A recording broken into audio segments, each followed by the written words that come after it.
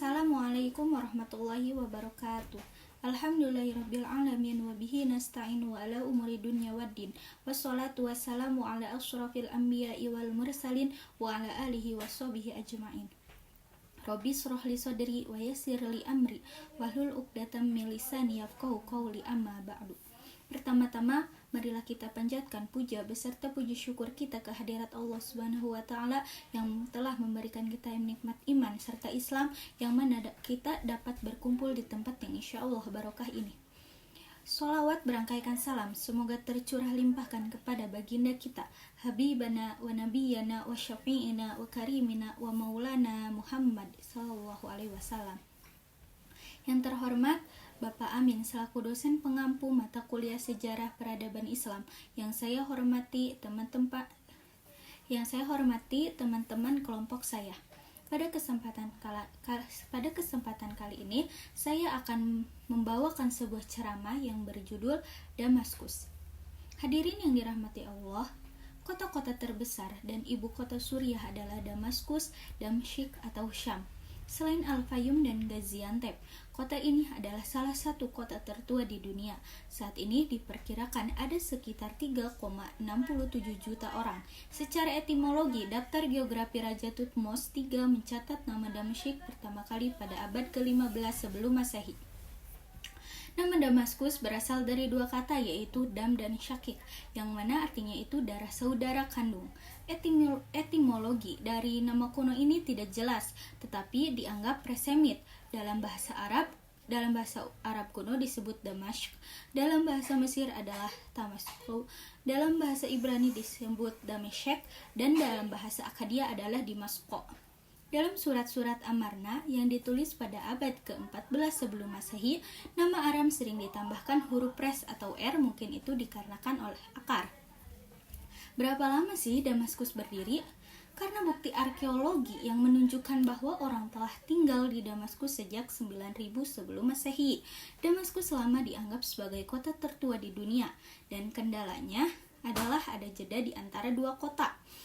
Kota tua Damaskus diromanisasi Dimas Al-Qadimah adalah pusat kota bersejarah Damaskus, Suriah.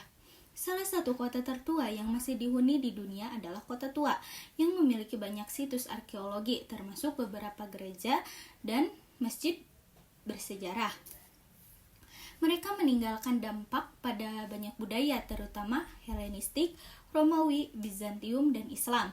Pusat bersejarah kota ini, yang dikelilingi oleh dinding Romawi, dinyatakan sebagai situs warisan oleh UNESCO pada tahun 1979.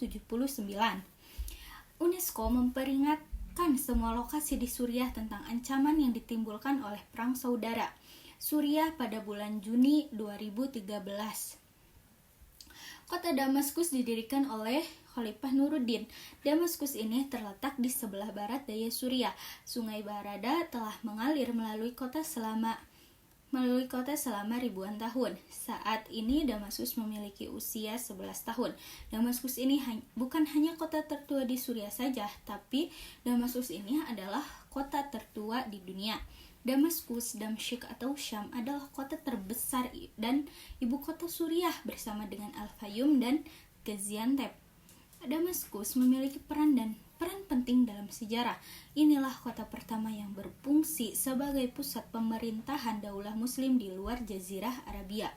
Sejak era Amirul Mukminin Umar bin Khattab pada abad ke-7, wilayah ini diambil alih oleh kekhalifahan karena karakter masyarakat kota ini sangat memukau, seperti yang dicatat oleh pengelana terkenal Maroko yaitu Ibnu Battuta pada tahun 1304 sampai 1338 Masehi. Ia benar-benar terkejut dengan kehidupan sosial di kota Damaskus ini. Orang-orang di daerah ini menunjukkan sifat-sifat yang dermawan dan pemurah. Kota kuno ini didirikan pada milenium ketiga sebelum Masehi di tepi selatan. Pertama kali disebutkan sebagai Damaskus itu berada di wilayah Amori di tengah konflik antara orang Het dan orang Mesir. Sampai masyarakat laut muncul pada tahun 1200 sebelum Masehi, kota ini menjalankan pemerintahan anak sungai. Penggerbakannya membantu melemahkan musuh. Hadirin yang dirahmati Allah, Selain itu, para penguasa menciptakan berbagai lembaga amal untuk mendorong rasa dermawan. Setiap organisasi membantu orang-orang yang tidak mempunyai apa-apa dan membutuhkan bantuan, termasuk para musafir yang melewati kota. Dalam catatan perjalanannya, Ibnu Battuta menyatakan bahwa masyarakat Damaskus memiliki semangat sosial yang luar biasa. Ibnu Battuta mengatakan sulit untuk menghitung berapa banyak lembaga amal yang ada di kota itu. Bahkan individu yang tidak dapat melakukan ibadah haji aja akan dibiayai oleh lembaga amal lokal untuk transportasi mereka menuju Mekah. Pada zaman Islam, masyarakat Damaskus dengan cepat mewakafkan tanahnya untuk mendirikan sekolah, rumah sakit, dan masjid.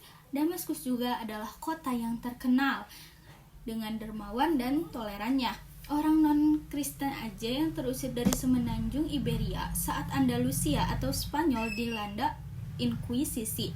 Selain membantu saudara seiman mereka, masyarakat dan elit Damaskus pada saat itu juga membantu orang-orang biasa. Kota ini bisa dibilang pusat peradaban. Status Damaskus sebagai pusat peradaban meningkatkan reputasinya selama masa kejayaan. Dalam sejarah, ilmu pengetahuan pernah bersinar di sini. Rumah sakit pertama dan pusat studi kedokteran kota berdiri pada tahun 707. Ini dilakukan berkat dukungan Khalifah Walid bin Abdul Malik sampai abad ke-13 Masehi.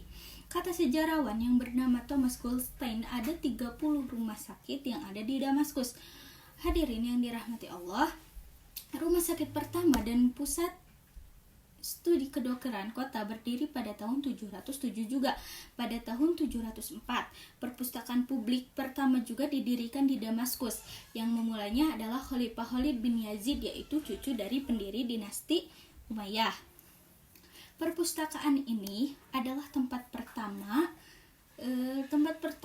kegiatan intelektual berlangsung. Di antaranya ada aktivitas yang berkaitan dengan studi tentang hadis, fikih, kalam, dan sejarah, serta studi tentang literatur Arab. Pada tahun 1154 Masehi, Sultan Nuruddin Janki mengambil alih kekuasaan. Damaskus menjadi kota yang makmur. Banyak masjid, madrasah, dan pusat kesehatan publik dibangun untuk menunjukkan pencapaian peradaban Islam. Ini juga berlaku untuk peningkatan kekuatan militer negara. Selama periode itu, aktivitas intelektual di Damaskus meningkat pesat karena dukungan dari dua suku, yaitu Bani Asakir dan Bani Kudama. Dar al-Hadis, pusat studi hadis pertama di Damaskus, didirikan oleh Sultan Nuruddin. Selain itu, ia mendirikan Al-Solahiyah, madrasah yang didirikan khusus untuk mazhab Maliki.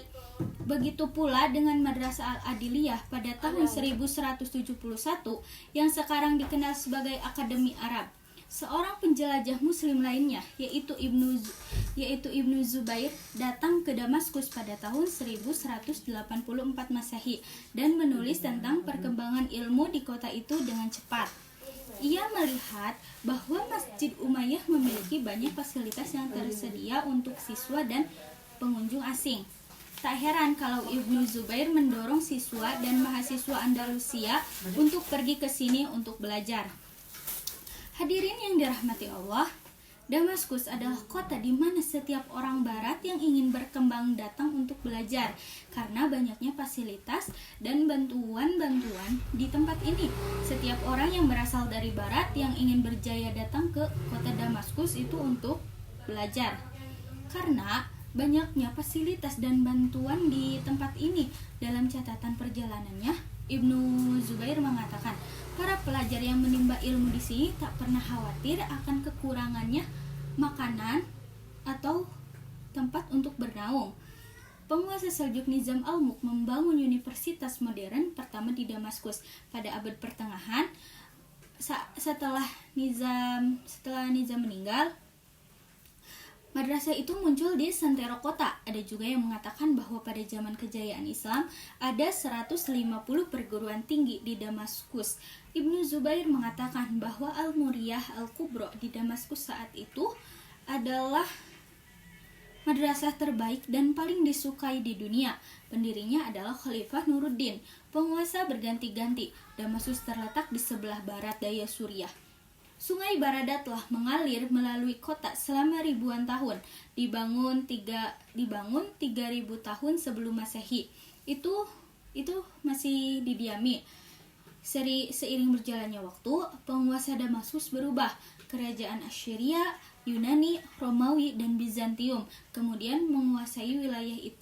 Pada masa Khalifah Umar bin Khattab, Islam mulai memengaruhi kota itu. Pemimpin perang seperti Khalid bin Walid, Amr bin As, Abu Ubaidah bin Zarrah, dan Yazid bin Abu Sufyan berhasil menaklukkan Suriah dan Palestina dari Romawi. Pada September tahun 635 Masehi, Damaskus secara resmi diambil oleh Islam. Proses Islamisasi berlangsung dengan aman dan lancar. Kebebasan beragama masih dihargai oleh penguasa Muslim. Pada September tahun 635 Masehi, Damaskus secara resmi diambil oleh Islam. Proses Islamisasi berlangsung dengan aman dan lancar. Kebebasan beragama masih dihargai oleh penguasa Muslim. Suriah kemudian menjadi bagian dari pemerintahan Khulafaur Rasyidin dengan pusatnya di Madinah. Muawiyah bin Abu Sufyan adalah gubernur pertama di Suriah. Sejak tahun 661 Masehi, memulailah Daulah Bani Umayyah yang berpusat di Damaskus. Sekitar tahun 750 Masehi, Dinasti Abbasiyah menggulingkan dinasti Umayyah dan ibu kota pemerintahan pindah ke Baghdad. Pada tahun 875 Masehi, Ahmad ibnu Tulun, seorang penguasa Mesir, mengambil alih Damaskus setelah kekuasaan Abbasiyah runtuh. Hadirin yang dirahmati Allah, Damaskus diambil alih oleh dinasti Hamdanid pada tahun 1045 Masehi, sekitar 968 Masehi dan 971. Kemudian dinasti Fatimiyah dari Kairo mengambil alih kota itu, yang mana kota ini milik dinasti Saljuk sejak abad ke-11. Damaskus ditaklukkan oleh Mongol pada tahun 1260 Masehi.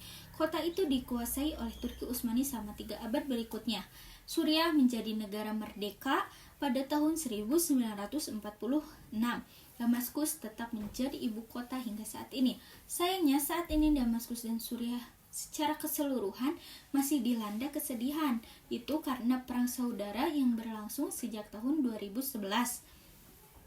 Sampai saat ini, konflik tersebut telah memengaruhi berbagai aspek kehidupan masyarakat setempat. Damaskus bahkan menduduki peringkat paling bawah dalam daftar kota paling layak huni pada tahun 2018 dan 2019. Sebelum khilafah, Damaskus adalah negeri yang aman, makmur, dan termasuk di antara 10 negara teraman di dunia. Tidak hanya negerinya yang aman, tetapi orang-orang Damaskus sangat percaya pada hadis. Tidak seperti orang Indonesia yang hanya membaca sebagian hadis. Damaskus juga memiliki budaya tua. Damaskus sudah ada sejak zaman Habil dan Qabil. Selain itu, Damaskus juga pernah dihuni oleh orang-orang Bani Umayyah, Abbasiyah, Turki Utsmani, dan Romawi Timur. Namun, semuanya berubah secara signifikan setelah khilafah muncul.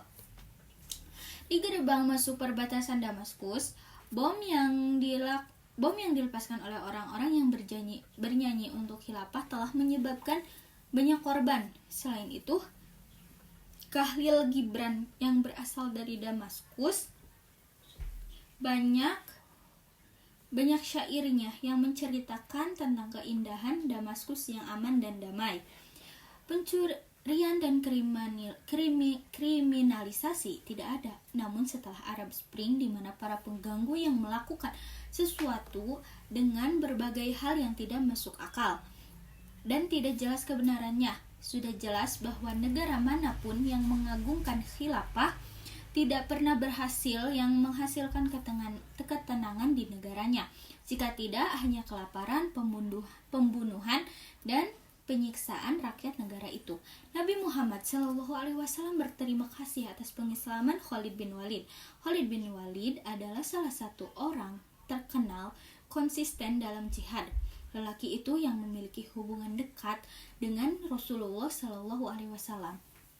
telah menunjukkan buktinya dalam membela agama Allah sejak dia masuk Islam. Salah satu panglima terbaik, ia juga disebut pedang Allah yang terhunus. Saat ini Suriah terbagi menjadi 14 wilayah administratif terbesar, masing-masing dipimpin oleh seorang gubernur.